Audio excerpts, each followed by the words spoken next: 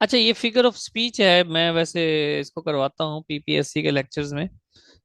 CSS के grammar के level की बात करें तो ये थोड़ा सा इररेलेवेंट है, लेकिन कहीं ना कहीं को एमपीटी में पूछ लेगा आपसे कुछ, कहीं ना कहीं कुछ शायद कभी काम आ जाए। दो तीन टर्म्स थी, मैंने कहा चलो इनको स्किप नहीं करता, पढ़ा देता हूँ। फिगर ऑफ स्पीच क्या होती है? किसी बात का कुछ स्पेशल इफेक्ट देना हो, स्पेशल इफेक्ट देना हो नॉन लिटरल वे में, क्योंकि हम पढ़ रहे हैं इंग्लिश कम्युनिकेशन, वहां पे लिटरली चीजों को देखते हैं।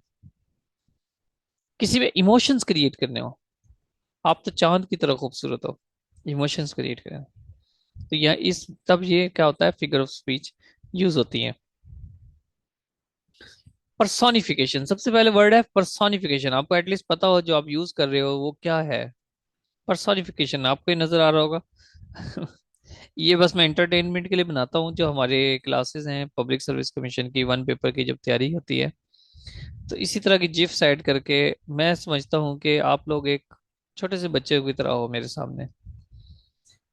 मैंने 2016 में, अच्छा मैं थोड़ी सी बात रिलेवेंट करता हूँ, 2016 में मैंने एकेडमी बनाई थी अपनी, जिसमें मैंने ग्रेजुएशन को पढ़ाना शुरू किया था। ग्रेजुएशन को मैंने कभी मैट्रिक और एफएससी का कंप्लीट सेशन कभी नहीं पढ़ाया, हाँ दो दो महीने पढ़ाया, किसी रीजन की वजह से दो दो महीने just.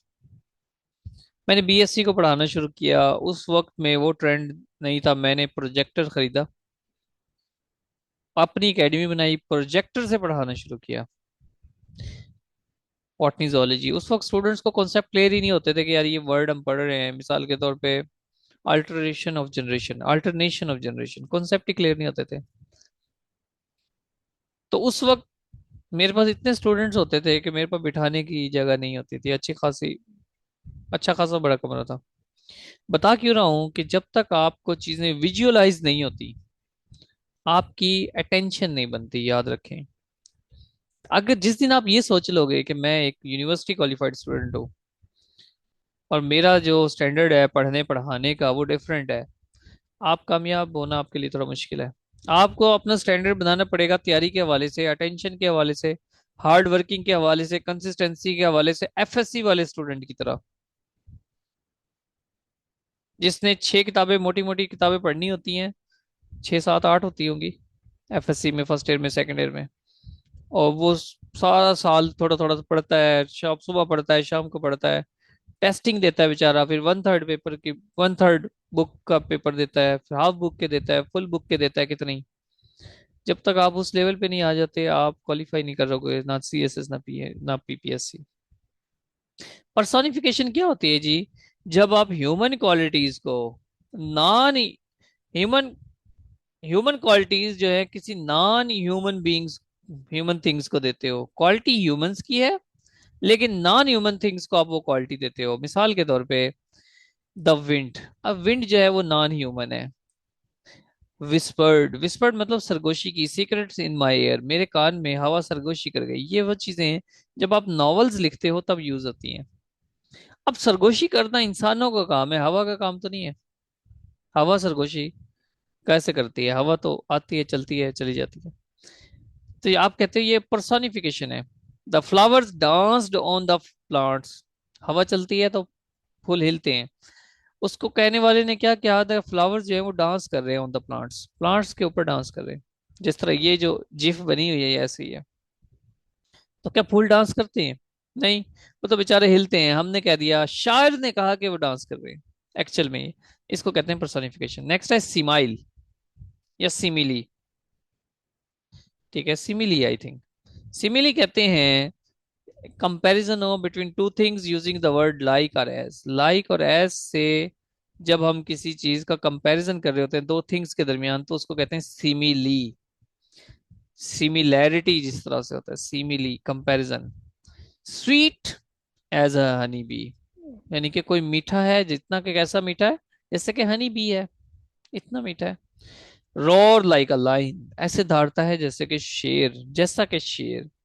The pizza was hot, pizza बड़ा गर्म था, कैसा जी? लाइक द सन, तेरी ज्यादा नहीं हो गई बात, टेम्परेचर को निशानदेही कर रहा है। The pizza was hot like the sun, she swam, वो तैरी, तैरी तैर तैरी एज फास्ट एज फिश, इतनी जैसे कि मछली तैरती है। इसको कहते हैं simile. My teacher is sweet, ये सिंपल सेंटेंस है। My teacher is sweet, simple बात हो गई। My teacher is sweet as my sweeter is as teacher is as sweet as a honey, इतना मीठा है जैसे कि हनी हो। ये मेरी बात हो रही है? नहीं, मेरी नहीं हो रही होगी, किसी और टीचर की बात हो रही होगी। चलें जी। क्योंकि आप लोग तारीफ करते नहीं हैं, फिर मुझे खुद ही अपनी तारीफ करनी पड़ती है।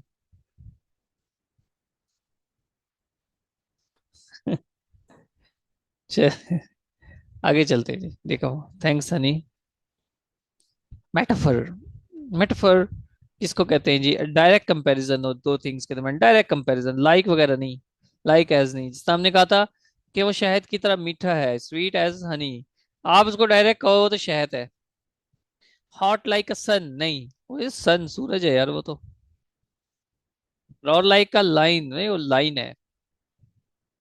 Life is a dream, direct comparison. She is shining star, she is a shining star. हम डायरेक्ट बात की, she is a shining star, इसको कहते हैं metaphor, shining star. Hyperbole, hyper exaggerate करना चीजों को, एग्जेजरेट स्टेटमेंट, एग्जेजरेट का मतलब होता है मुबालगा करना, बढ़ाना चढ़ाना, बहुत ज्यादा बढ़ा देना। An exaggerated statement not mean to be taken literally. हर smile was a mile wide, यार उसकी जो मुस्कुराहट है वो तो 1 मील लंबी है। हर smile was a mile wide, hyperbole. I have told you a million time, मैंने 10 लाख मरतबा तुम्हें कह दिया है।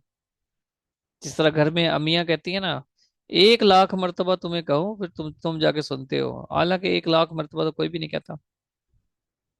I have told you a millions time, याद रखना। ये आपकी जो हम सीएसएस वगैरह कैसे लिखते हैं उसमें ये चीजें यूज नहीं करनी है आपने, इस तरह नहीं करना। ये लिटरेचर वगैरह में यूज होती हैं, नॉवेल्स वगैरह में, शायरी में यूज होती हैं चीजें। चलें जी, एंड हो गया है ये हमारा जनरल सेशन है जीके का। ये भी हमें जरा सा एडवर्टाइज करना जरूरी होता है। 3 मंथ का सेशन है, इसकी फीस हमने इतनी कम रखी है, मुझे तो एक्चुअल में अब अजीब लगने लगा है। लेकिन हमारी एकेडमी की पॉलिसी है, वो कहते हैं नहीं आप कम फी रखें। 6,000 फी है जी 3 मंथ की, और वो भी इंस्टॉलमेंट में। तो जो स्टूडेंट्स भी यहाँ पर आप में हैं, या आपने तैयारी करनी हो, या किसी को रिकमेंड करना हो, तो मेरा ख्याल है, जो मैं ये समझता हूँ कि हम जो तैयारी करवाते हैं, हम जो तैयारी करवाते हैं कि जो सब्जेक्ट भी पढ़ें उसको इतना इन डिटेल और इन डेप्थ से पढ़ें, उसके बाद आपको किसी बुक की जरूरत ना रहे, चाहे वो सेशन 4 महीने में ही क्यों ना एंड हो। तो अब इसी पॉलिसी के तहत हम काम करेंगे। आपको everyday science, geography, computer and English, general knowledge plus, ये 4 से 5 सब्जेक्ट मैं ही करवाता हूँ। मैडम आयशा भी डिटेल से करवाती हैं, हर चीज़ करवाती हैं। तो इनशाला आप, कोई भी स्टूडेंट की तैयारी जब जब वो सेशन एंड करके फ्री होगा, तो उसकी तैयारी आम स्टूडेंट की निस्बत बहुत अच्छी होगी इंशाल्लाह। चलें जी, कोई क्वेश्चन हो आप पूछ सकते हैं।